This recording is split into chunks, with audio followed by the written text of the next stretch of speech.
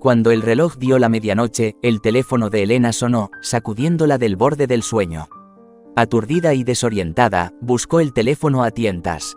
Era su hermana, Olga, llamando con urgencia en su voz.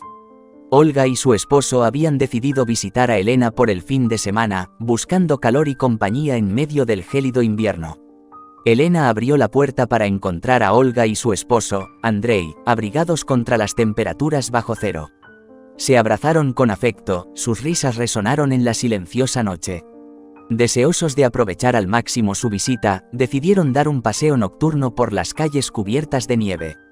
Bajo el suave resplandor de las farolas, el trío serpenteó por el paisaje helado, deleitándose con la serenidad de la noche invernal.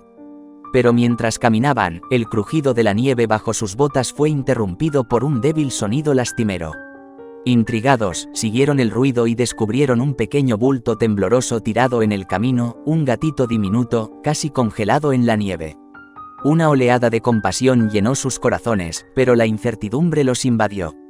El gatito yacía inmóvil, con los ojos cerrados y los párpados congelados por el frío.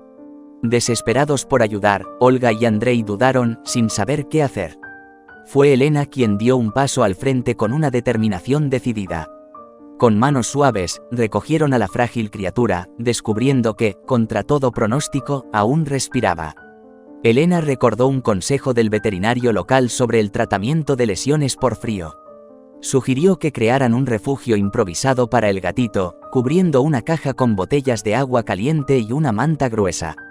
Durante toda la noche, Elena acunó al gatito en sus brazos, su corazón latiendo al ritmo de las débiles respiraciones del gatito.